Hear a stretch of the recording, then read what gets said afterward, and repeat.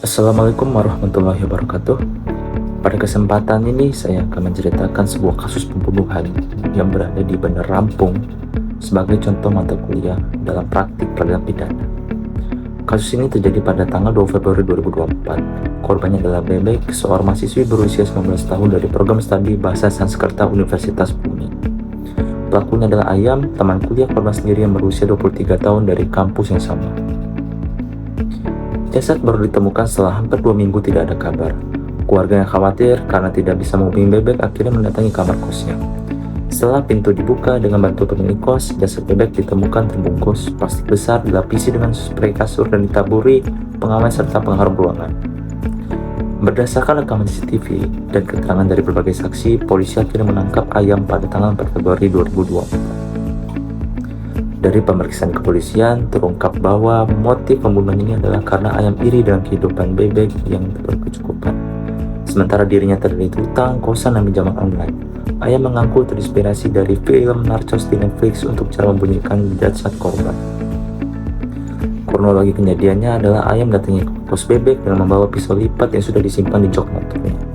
Setelah sampai di kamar, mereka ngobrol seperti biasa, kemudian Ayam berpura-pura hendak pulang. Saat itu Ayam mengeluarkan pisau dari kantong celananya dan langsung menusuk Bebek dari arah belakang. Korban sempat melawan dengan menggigit tangan Ayam sampai berdarah. Namun, Ayam terus menikam bagian leher dan dada korban berkali-kali hingga Bebek meninggal. Setelah itu, Ayam mengambil laptop MacBook, dompet, dan ponsel milik korban. Sekarang kita masuk ke proses peradilan. Pertama, Ayam menandatangani surat kuasa atau menunjuk Sultan Aziz Al-Taullah dari Law Office Aziz and Partners sebagai pengacara pembela. Dalam berita acara pemeriksaan di Polresta Bandar Lampung, Ayam mengakui semua perbuatannya secara detail mulai dari persiapan hingga cara menyembunyikan jasad. Selanjutnya, jaksa penuntut umum membuat surat dakwaan dengan 3 pasal sekaligus, yaitu dakwaan primer menggunakan pasal 340 KUHP tentang pembunuhan berencana, dakwaan subsidiar menggunakan pasal 338 KUHP tentang pembunuhan biasa, dan dakwaan lebih subsidiar menggunakan pasal 365 ayat 3 KUHP tentang pencurian dengan kekerasan. Pengacara Ayam kemudian mengajukan eksepsi atau nota keberatan. Pengacara menyatakan bahwa surat dakwaan kabur karena tidak menjelaskan secara konkret kapan dan bagaimana perencanaan pembunuhan dilakukan. Menurut pengacara, membawa pisau lipat di motor bukan otomatis merupakan bukti bahwa Ayam merencanakan pembunuhan, karena pisau lipat adalah benda yang umum dibawa untuk berbagai keperluan. Namun, majelis hakim menolak eksepsi tersebut. Hakim menyatakan bahwa surat dakwaan sudah memenuhi syarat formil sesuai hukum acara pidana. Mengenai terbukti tidaknya unsur rencana lebih dahulu akan diperiksa dalam persidangan. Jadi pemeriksaan perkara dilanjutkan ke pokok perkara. Dalam persidangan, jaksa penuntut umum mengajukan tuntutan. Jaksa menyatakan bahwa Ayam terbukti melakukan pembunuhan berencana sesuai pasal 340 KUHP dengan hukuman 20 tahun penjara. Alasan jaksa adalah Ayam sudah merencanakan dengan membawa pisau, terinspirasi dari film untuk menyembunyikan jasad, melakukan tindakan yang sadis dengan menikam berkali-kali, dan memanfaatkan kepercayaan korban sebagai teman karib. Di sisi lain, pengacara Ayam mengajukan pembelaan yang berbeda.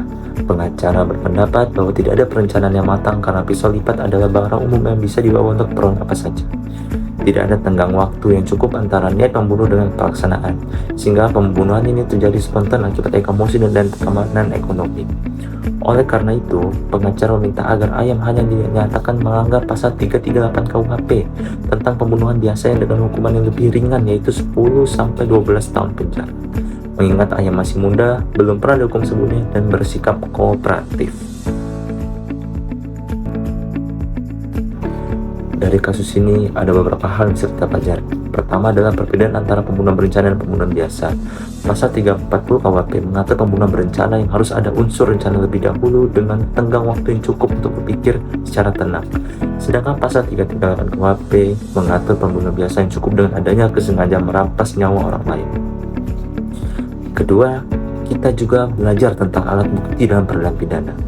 Menurut pasal 184 KUHP, alat bukti yang sah ada 5 macam, yaitu keterangan saksi, keterangan ahli, surat, petunjuk, dan keterangan terdakwa.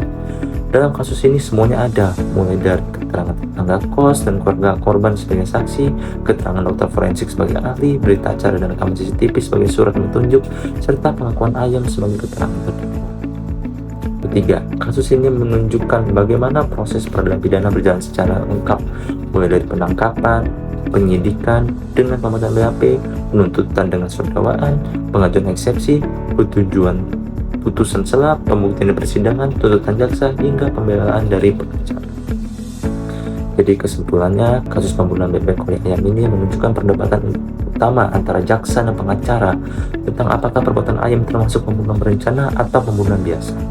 Jaksa melihat ada perencanaan dari tindakan membawa pisau dan menyembunyikan jasad yang terinspirasi dari film, sementara pengacara berargumen bahwa tidak ada bukti perencanaan sistematis dan pembunuhan terjadi secara spontan karena dorongan emosi.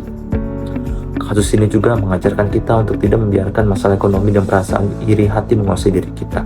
Tidak ada alasan apapun yang bisa membenarkan tindakan mengambil nyawa orang lain. Sistem peradilan ada untuk menegakkan keadilan berdasarkan bukti yang sah dan proses hukum yang benar. Demikian narasi tentang praktik peradilan pidana dari kasus ini. Semoga bermanfaat untuk memahami bagaimana sistem peradilan pidana Indonesia bekerja.